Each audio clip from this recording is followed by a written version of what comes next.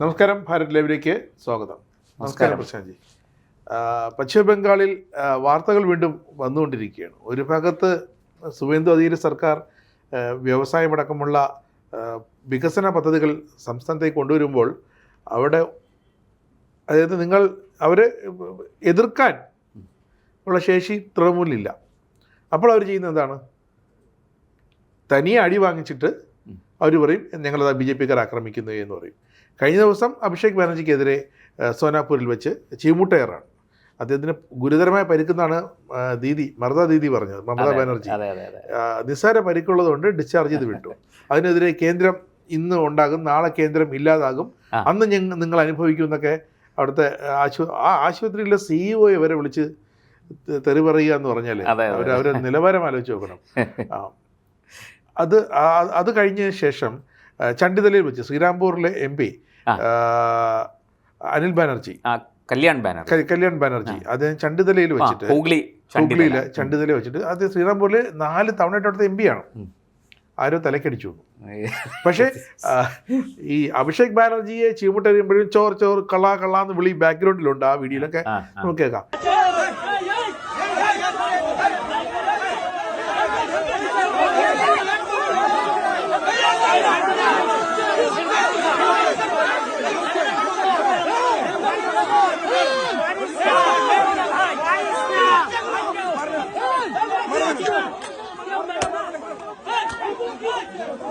ഇദ്ദേഹത്തിൻ്റെ തലക്കടി കിട്ടിയപ്പോഴും എന്തോ ക്രിക്കറ്റ് ബാറ്റുള്ള സാധനം വന്ന് തലയിലേക്ക് വീഴുന്നതായിട്ട് അദ്ദേഹം സ്വപ്നം കണ്ടു. അങ്ങനെ തറയിൽ വീണു എന്ന് പറഞ്ഞു. അപ്പോഴും പുറകിൽ നിന്ന് വിളിച്ചു വന്നു, ചോർ കള്ള എന്ന് വിളിച്ചു വന്നു.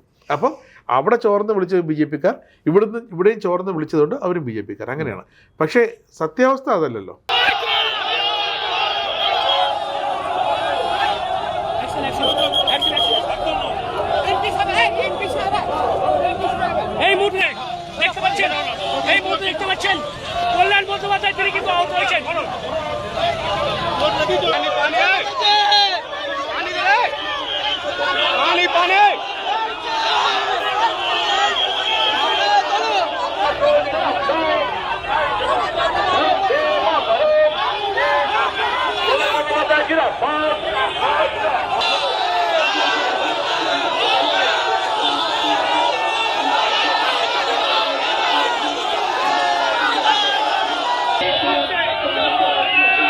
സത്യാവസ്ഥ അതൊന്നുമല്ല. സത്യാവസ്ഥ ഇപ്പോൾ ഏതാണ്ട് ഇതിപ്പോൾ എന്താ പ്രശ്നം എന്ന് വെച്ചാൽ സോഷ്യൽ മീഡിയ ഉള്ളത് കാരണം ആർക്കും ഒരു ഉടായ്പും നടത്താൻ പറ്റുന്നില്ല. എല്ലാം പൊളിഞ്ഞു പോകുന്നു.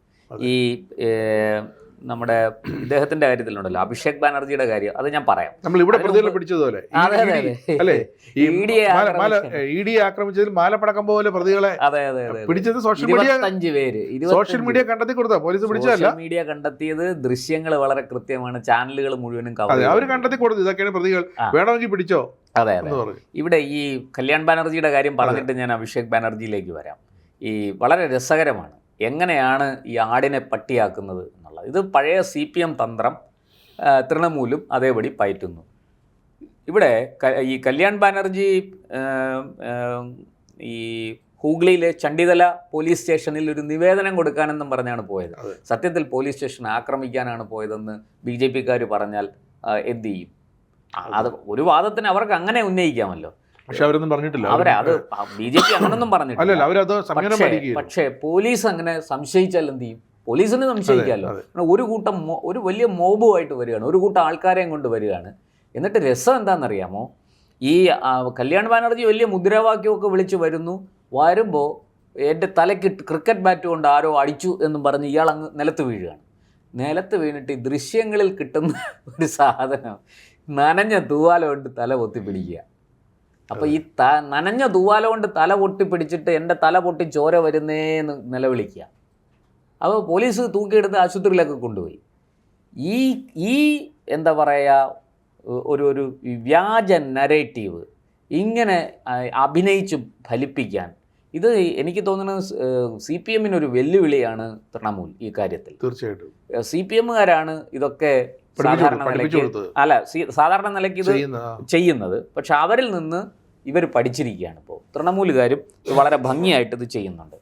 ഇനി അഭിഷേക് ബാനർജിയുടെ കാര്യത്തിൽ വന്നാൽ, അഭിഷേക് ബാനർജിയെ ചീമുട്ട എറിഞ്ഞു, ഉടനെ കൂടെ ഉണ്ടായിരുന്ന ഗൺമാൻ തലയിൽ ക്രിക്കറ്റുകാർ കളിക്കുമ്പോൾ ധരിക്കുന്ന ഹെൽമറ്റ് ധരിപ്പിച്ചു, വലിയ പ്രയാസപ്പെട്ട് മോബിൽ നിന്ന് രക്ഷിച്ച് കൊണ്ടുവന്ന് ഹോസ്പിറ്റലിൽ അഡ്മിറ്റ് ചെയ്തു എന്നാണ് പറയുന്നത്. ഇതിലെ ദൃശ്യങ്ങൾ വെച്ച് ഈ ചീമുട്ട എറിയുന്ന പ്രതികളെ അറസ്റ്റ് ചെയ്തപ്പോൾ എനിക്ക് കിട്ടിയ വിവരം അനുസരിച്ച് ഇത് എന്തായാലും ബംഗാൾ പോലീസ് പുറത്തുവിടുന്ന വിവരങ്ങളെ നമുക്ക് ആശ്രയിച്ചേ ഉള്ളൂ. അല്ലെങ്കിൽ അത്രയും വലിയ മാനിപ്പുലേഷൻസ് നടക്കണം. ഇതിലൊക്കെ അങ്ങനെ അത്രയും വലിയ മാനിപ്പുലേഷൻസ് നടക്കും നമുക്ക് സാമാന്യ ബുദ്ധി കൊണ്ട് മനസ്സിലാക്കാവുന്നതേ ഉള്ളൂ. ഒരിടത്ത് തെരഞ്ഞെടുപ്പിൽ തോക്കുന്നു, അപ്പോൾ തോറ്റ കക്ഷി അവരുടെ തോൽവി മറച്ചു വയ്ക്കാനും അതിനെ എന്താ പറയുക, തങ്ങൾക്ക് നേരെ ആക്രമണം നടക്കുന്നു എന്നുള്ള വ്യാജേന ഇരവാദം മുഴക്കാനും ഒക്കെ ശ്രമിക്കും. ഇതൊക്കെ സ്വാഭാവികമായിട്ട് നമ്മൾ എത്രയോ വർഷമായിട്ട് തെരഞ്ഞെടുപ്പുകൾ റിപ്പോർട്ട് ചെയ്യുന്നവരാണ്, നമ്മൾ പലതും കണ്ടിട്ടുണ്ട്. ഇവിടെ നമ്മൾ മനസ്സിലാക്കേണ്ടത്, ശരി, ഇത് സംബന്ധിച്ചൊരു കൊലപാതകം നടന്നെങ്കിൽ നമുക്ക് അതിനെ ചുറ്റിപ്പറ്റി അന്വേഷിക്കുകയും അതിൻ്റെ സത്യാവസ്ഥ പുറത്തു കൊണ്ടുവരികയും ചെയ്യാം. ഇതിവിടെ ഈ ചീമുട്ട എറിഞ്ഞ ആൾക്കാരെയൊക്കെ അറസ്റ്റ് ചെയ്തപ്പോൾ എന്താ, ഇവരെല്ലാം തൃണമൂൽ കോൺഗ്രസിൻ്റെ പ്രവർത്തകരാണ്. അപ്പോൾ ആ തൃണമൂൽ കോൺഗ്രസ്സുകാർ പറയുന്നത് ഇത് BJP-ക്കാരാണ്, BJP-ക്കാർ വെറുതെ പറയുകയാണ് അവർ തൃണമൂൽ, അവർക്ക് തൃണമൂലുമായിട്ട് ഒരു ബന്ധമില്ല. അപ്പോൾ ഇത് സോഷ്യൽ മീഡിയ എന്ത് ചെയ്തു, ബംഗ്ലാദേശിലെ വെസ്റ്റ് ബംഗാളിലെ ചില ചാനലുകൾ, ലോക്കൽ ചാനലുകൾ ഇവരുടെ കുടുംബാംഗങ്ങളെ സമീപിച്ചു, ഈ അറസ്റ്റിലായവരുടെ. അപ്പോൾ ഈ അറസ്റ്റിലായവരുടെ അമ്മ, സഹോദരൻ, അടുത്ത സുഹൃത്തുക്കൾ ഇവരൊക്കെ പറയുന്നു ഇവർ വർഷങ്ങളായിട്ട് തൃണമൂൽ കോൺഗ്രസ്സിന് വേണ്ടി പ്രവർത്തിക്കുന്നവരാണ്. കഴിഞ്ഞ 15 വർഷമായിട്ട് തൃണമൂൽ കോൺഗ്രസ്സിന് വേണ്ടി പ്രവർത്തിക്കുന്ന, തൃണമൂൽ കോൺഗ്രസ്സിന് വേണ്ടി പല അക്രമങ്ങളും നടത്തിയിട്ടുള്ളവരാണ് ഇവർ. ഇത് പറയുന്നത് ചാനലുകാരോ പോലീസോ അല്ല, ഇത് പറയുന്നത് അറസ്റ്റിലായവരുടെ ബന്ധുക്കളാണ്.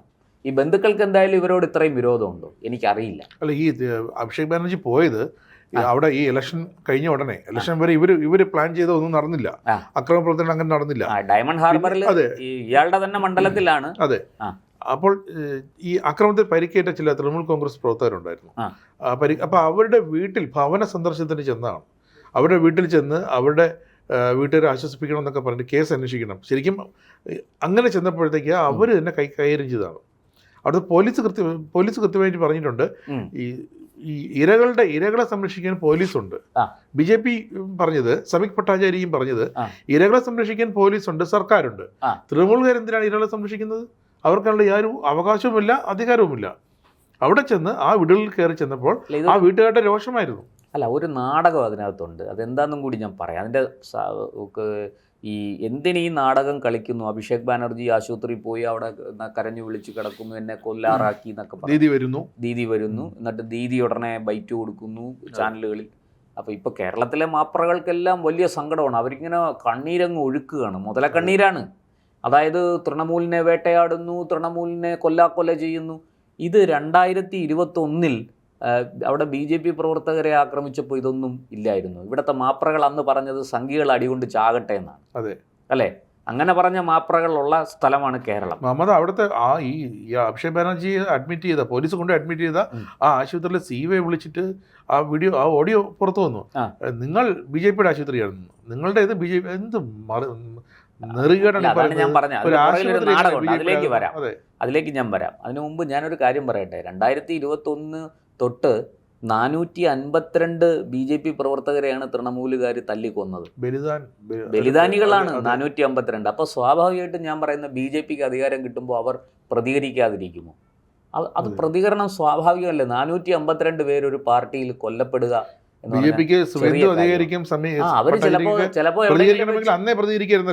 വിജയം കയ്യിൽ വന്നതിന്റെ അന്ന് അല്ല. BJP-ക്ക് ഞാൻ പറയുന്നത്, BJP ഇവരെ തിരിച്ച് അറ്റാക്ക് ചെയ്ത് കൊല്ലും എന്നല്ല.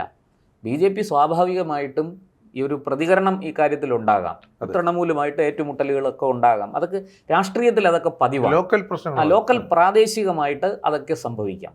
പക്ഷേ അതിൻ്റെ പേരിൽ ഈ നാടകം ഇങ്ങനെ കളിക്കുന്നത് എന്തിനാണെന്നും കൂടി നമ്മൾ മനസ്സിലാക്കണം.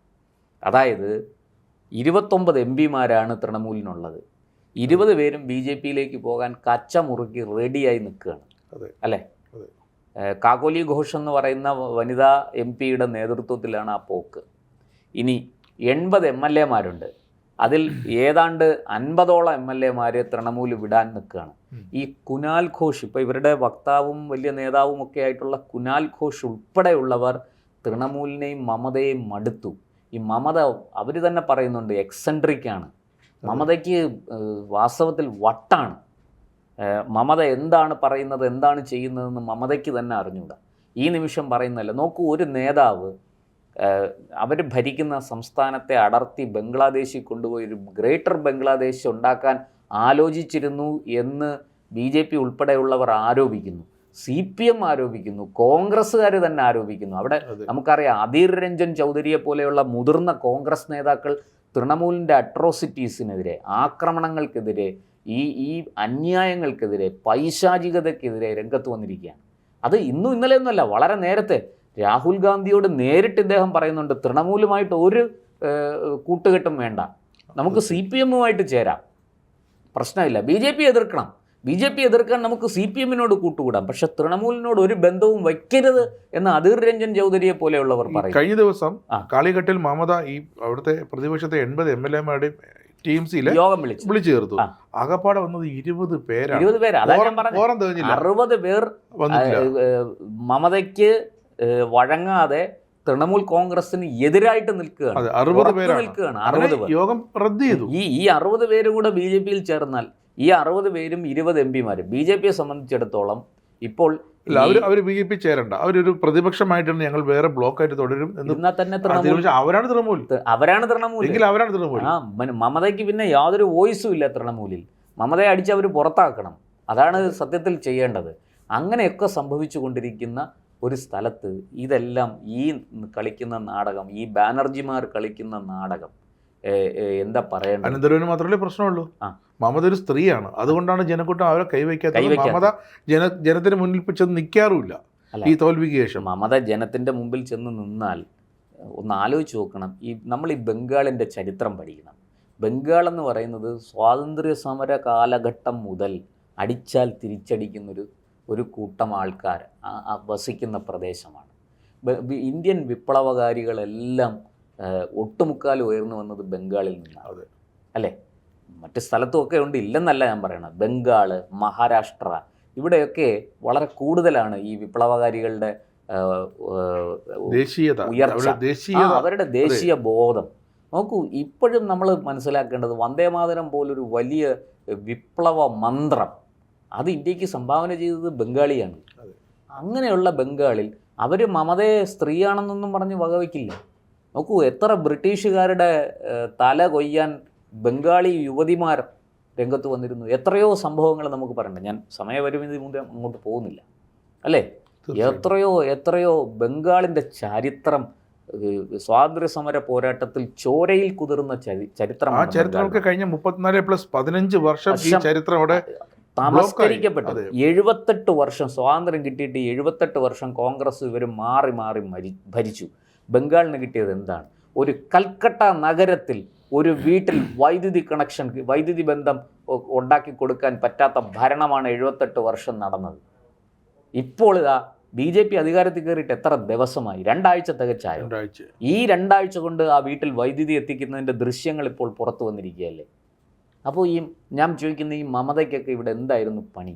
ഈ പറഞ്ഞതുപോലെ എങ്ങനെയും അധികാരം, ഈ നുഴഞ്ഞു കയറിയ ബംഗ്ലാദേശികളെ, റോഹിംഗ്യകളെ ഉപയോഗിച്ച് അധികാരം നിലനിർത്തുക, അതിന് ഇത്തവണ അനുവദിച്ചില്ല കേന്ദ്ര സർക്കാർ. SIR, തെരഞ്ഞെടുപ്പ് കമ്മീഷൻ്റെ SIR ഉൾപ്പെടെയുള്ള കാര്യങ്ങൾ വളരെ ശക്തമായിട്ട് നടപ്പാക്കുകയും അതിലൂടെ ഈ നുഴഞ്ഞു കയറ്റക്കാരെ അടിച്ച് പുറത്താക്കുകയും ചെയ്തു. അവർക്ക് ഇത്തവണ വോട്ട് ചെയ്യാൻ പറ്റിയിട്ടില്ല. അതുകൊണ്ടാണ്. മാത്രമല്ല, ബംഗാളികൾക്ക് വളരെ കൃത്യമായിട്ട് അറിയാം, ഇപ്പോഴില്ലെങ്കിൽ ഇനിയില്ല. ഈ ഒരു തവണ കൂടെ മമതയുടെ കയ്യിലേക്ക് അധികാരം പോയാൽ ഗ്രേറ്റർ ബംഗ്ലാദേശ് ഉണ്ടാവും. ഇന്ന് ബംഗ്ലാദേശിൽ എന്താണോ നടക്കുന്നത് അത് നാളെ ബംഗാളിലും നടക്കും. ബംഗാൾ പോയി 600 കിലോമീറ്റർ അതിർത്തി ഇനി നുഴഞ്ഞു കയറ്റം നടക്കില്ല. അവിടെയും ക്ലോസ് ചെയ്ത് കഴിഞ്ഞു.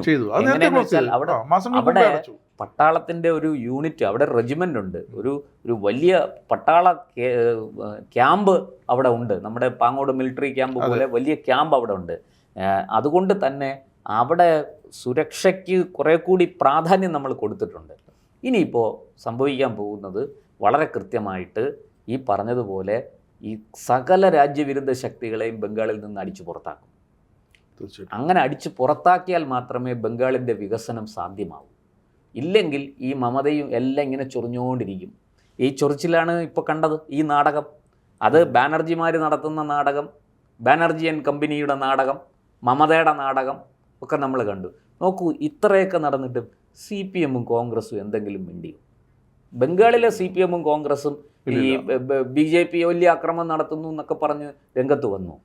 എന്താ അവര് രംഗത്ത് വരാത്തെ? അവര് പേരിന് ചില പ്രസ്താവനകളൊക്കെ കൊടുത്തു. അല്ല, ഖാർഗെയും രാഹുലും കയറ് പൊട്ടിക്കുന്നതിനെ നമ്മൾ വില കൊടുക്കണ്ട. ഞാൻ ചോദിക്കുന്ന ബംഗാളിൽ അധീർ രഞ്ജൻ ചൗധരി എന്തെങ്കിലും പറഞ്ഞു?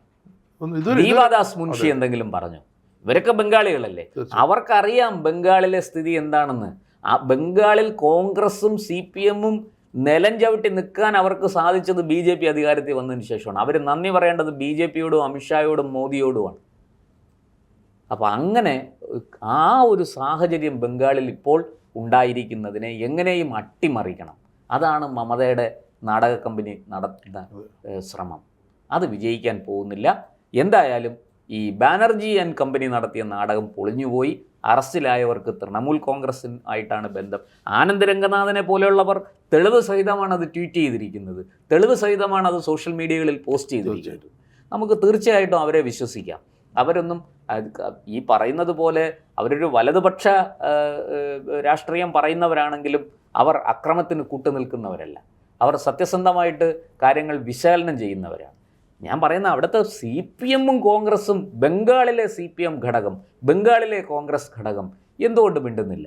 നിങ്ങൾ അവരോട് ചോദിക്കൂ. മാധ്യമങ്ങളോടും എനിക്ക് പറയാനുള്ളത്, നിങ്ങൾ അവരോട് ചോദിക്കൂ. അവർ പറയട്ടെ മറുപടി, ബംഗാളിൽ എന്താണ് സംഭവിച്ചുകൊണ്ടിരിക്കുന്നതെന്ന്. ഈ പറയുന്നത് പോലെ BJP അവിടെ ആക്രമണകാരികളാണോ എന്നുള്ളത് അവർ പറയട്ടെ. അപ്പോൾ നാടകം പൊളിഞ്ഞു. മമതയുടെ എല്ലാ സ്ക്രിപ്റ്റും പരാജയപ്പെടും എന്നുള്ള കാര്യം ഉറപ്പാണ്. ഇനി കയ്യിൽ എഴുതി വച്ചിരിക്കുന്ന സ്ക്രിപ്റ്റുകളെല്ലാം മടക്കി തീയിൽ ഇടുന്നതാണ് നല്ലത്. മര്യാദയ്ക്കാണെങ്കിൽ ബംഗാളിൽ നിങ്ങൾക്ക് നിന്ന് പിഴയ്ക്കാം. പക്ഷെ എനിക്കത് തോന്നുന്നില്ല. ഈ പറയുന്ന ഒരു എക്സ്ട്രീം ലെവലിലേക്ക് അവരുടെ ആ വട്ട് പോയിരിക്കുകയാണ്. അതുകൊണ്ട് തന്നെ മമതയ്ക്കും മമതയുടെ പാർട്ടിക്കും മമതയുടെ ശേഷാറിനും എല്ലാം കാത്തിരിക്കുന്നത് ഇരുമ്പഴികളാണ്. നിയമം നിങ്ങളെ വിടില്ല.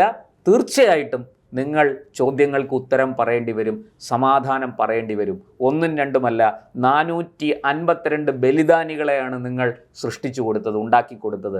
അതിൻ്റെ കണക്ക് നിങ്ങൾ പറയേണ്ടി വരും. നിയമത്തിന് മുന്നിൽ നിങ്ങൾ എത്തപ്പെടും എന്നുള്ള കാര്യം തീർച്ചയായും.